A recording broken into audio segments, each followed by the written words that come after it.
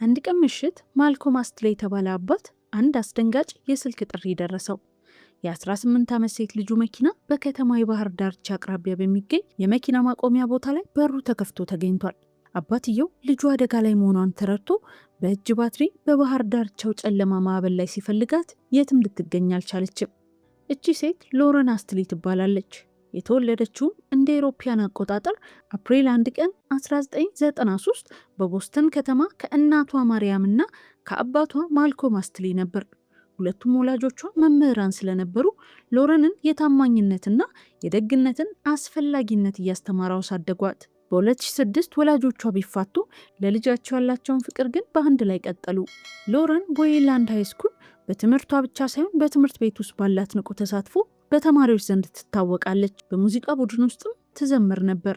እንዲሁም ቴኒስና እግር ኳስ ትጫወታለች። ገና በ12 ዓመቷ በካትሪና አውሎ ንፋስ የተጎዱትን ለመርዳት ወደ ኒው ኦርሊያንስ የተጓዘች ሲሆን የሰዎችን ፍላጎት ከራሷ በፊት የምታስቀድም ደግ ወጣት ነበረች። የራሷ የሆነ ደማቅ ስብዕናና የፋሽን ስሜት የነበራት ሲሆን በመድረክ ላይ ያላት የትወናና የዘፈን ተሰጥኦ በሁሉም ዘንድ ተወዳጅ ያደርጋታል። በትምህርት ቤት ቆይቷ ሎረን ከናትናኤል ፋጂታ ጋር ፍቅር ጀመረች። እሱ በትምህርት ቤቱ የአሜሪካን እግር ኳስ ቡድን ውስጥ ኮከብ ተጫዋች ሲሆን በፈጣንነቱና በስፖርታዊ ብቃቱ እጅግ ታዋቂ ነበር። ናቴ የታዋቂው የበርክሌ ሙዚቃ ኮሌጅ መምህርና ጊታሪስት ቶም ፋጂታ ልጅ ነበር። ሎረን ከናቴ ጋር ባላት ግንኙነት ምክንያት ከቤተሰቦቹ ጋር በጣም ትቀራረብ ነበር። አልፎ ተርፎም ለትምህርት ቤት ፕሮጀክት አባቱን ኢንተርቪው አድርጋ ዩቲዩብ ላይ ጭናው ነበር። ለመጀመሪያዎቹ 2 ዓመታት ግንኙነታቸው ሰላማዊና ፍጹም ጥንዶች የሚባሉ ቢሆኑም በጊዜ ሂደት ግን ስንጥቆች መታየት ጀመሩ። ናቴ በሎረን ላይ በጣም ቀናተኛ፣ ተቆጣጣሪና ተለዋዋጭ ባህሪ ነበረው። ግንኙነታቸው የመጣላት የመለያየትና የመታረቅ አዙሪት ውስጥ ገባ። ስለ ወደፊት ህይወቷና ስለ ኮሌጅ ስታስብ ይህ ግንኙነት ከሚያስከትልባት የስሜት ስቃይ ለመገላገል ግንኙነቱን ሙሉ በሙሉ ለማቆም ወሰነች። ጓደኞቿ በግንኙነታቸው ውስጥ ያለውን ችግር ያውቁ ስለነበር የናቴ ፈጣን ቁጣ፣ ከልክ ያለፈ ቅናትና ለገዛ እናቱ ያለውን አለማክበር በመጥቀስ ከሱ እንድትለይ መከሯት።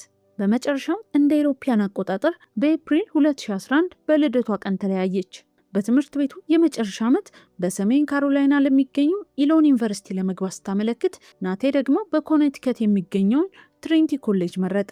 ለናትናኤል ግን መለያየቱ ታላቅ ውድመት ነበር። ያ ሲመኘው የነበረው የኮሌጅ ስኮላርሺፕ እድል ለሱ ምንም ትርጉም አልሰጠውም። አእምሮ ሁሉ በእሷ ላይ ብቻ ተጠመደ። ቀደም ሲል ንቆ የነበረው ወጣት ቀስ በቀስ ወደ ራሱ ተሸሸገ። ቀኑን ሙሉ ሶፋ ላይ በማሳለፍ በዲፕሬሽን ውስጥ ተዋጠ። ጓደኞቹን ሙሉ በሙሉ አስወግዶ አልኮል በከፍተኛ ሁኔታ መጠጣትና በየቀኑ ማሪዋና ማጨስ ጀመረ። ሎረን ግን አሁንም ስለሱ ትጨነቅ ነበር። እሱን ልትረዳው ስለምትችልበት ሁኔታ ጓደኞቿን ብትጠይቅም ጓደኞቿ ግን ግንኙነቱ እንደገና ሊቀጥል ይችላል ብሎ የሚያስብበትን ምክንያት እንዳትሰጠው አስጠነቅቋት። እንደ አውሮፓውያን አቆጣጠር በ2011 ሰመር ላይ ከሁለተኛ ደረጃ ትምህርት ቤት ምረቃ በኋላ ጓደኞቿ ትልቅ ፓርቲ ያዘጋጁ። ወደ 150 የሚጠጉ ተማሪዎች ባሉበት በዚህ ፓርቲ ላይ በከፍተኛ ሁኔታ ሰክሮ የነበረው ናቴ እንድትታረቀው ለመጠየቅ ወደ ሎረን ቀረበ። እሷ ግን ከእንግዲህ ብቻዋን እንዲተዋት ነገረችው። ልጁን ቢተዋን ለመቀበል ፍቃደኛ አልነበረም። ሌሊቱን ሙሉ ይከተላትና ያስጨንቃት ጀመር። እንደገና ለማነጋገር ፍቃደኛ ሳትሆን ስትቀር ናቴ በቁጣ የድንኳኑን ምሰሶ መታውና ፓርቲው ላይ የነበረው ድንኳን ሙሉ በሙሉ ተደረመሰ። ከዚህ በኋላ ሁሉም ናቴን ከፓርቲው እንዲወጣ አደረጉት። ነገሮች ለአጭር ጊዜ ሰከን ያሉ ቢመስሉም ሎረን ኮሌጅ ከመጀመሯ በፊት ጥቂት ገንዘብ ለማግኘት በገበያ ማዕከል የልብስ መደብር ውስጥ ስራ መስራት ጀመረች። ጁላይ 3 ቀን 2011 ጠዋት ለስራዋ የደረሰች ሲሆን ከሰዓት ላይ ስራዋ አብቅቶ በስልክ እያወራች ህንፃውን ስትለቅ በካሜራ ተስተውላለች። በሚያሳዝን ሁኔታ ይህ እሷ በህይወት እያለች የታየችበት የመጨረሻው ሰዓት ነበር። ከስራ በኋላ ከጓደኞቿ ጋር ለመገናኘት አቅዳ የነበረ ቢሆንም ወደዛ ቦታ አልመጣችም። አባቷ ማልኮም አስትሌ ቤት ልብስ ቀይራ ከጓደኞቿ ጋር እንደምትገናኝ ቢያውቅም ቤት ስላልደረሰች መጥፋቷን ለፖሊስ አመለከተ። ፍለጋ ወዲያውኑ የተጀመረ ሲሆን በዚያው ምሽት ፖሊሶች የሎረንን ቀይ ጂፕ መኪና በዋንታውን ባህር ዳርቻ መስኮቶቹ ተከፍተው ቆሞ አገኙት። በውስጡ ቦርሷና ላፕቶፖ ቢኖሩ እሷ ግን አልነበረችም። አባቷ በእጁ ባትሪ ይዞ የባህር ዳርቻውን ቢፈልግም ምንም ምልክት አላገኝም። ፖሊስ ለሷ ጠላት ሊሆን የሚችል ሰው እንዳለ ጓደኞቿን ሲጠይቅ በቅርቡ ከናቴ ጋር መለያየቷን ተናገሩ። ፖሊሶች በዚያው ምሽት ወደ ናትናኤል ፋጂታ ቤት አቀኑ። እሱም ቤት እንደነበር በመግለጽ የውሸት የማምለጫ ምስክርነት ሰጠ። በዚያ ቀን ለ5 ደቂቃ ያህል መታ መኪና ውስጥ ሆና አነጋግራው ወዲያውኑ እንደሄደች ለፖሊስ አስረዳ። በማግስቱ ጠዋት ጁላይ 4 ገና ፀሐይ ከመውጣቷ በፊት በአካባቢው በብስክሌት የምትጓዝ ሴት በአንድ ረግረጋማ ቦታ ላይ በውሃው ላይ የሚንሳፈፍ አስክሬን አገኘች። ይህ ከከተማው 5 ማይል ርቀት ላይ የተገኘው የሎረን አስትሌ አስክሬን ነበር። መርማሪው የሸሚዟን ኮሌታ ሲያነሰው አንገቷ በከባድ ሁኔታ በቢላ ታርዶ የነበረ ሲሆን የላስቲክ ገመድ በፀጉሯ ውስጥ ተጠምጥሞ ተገኘ።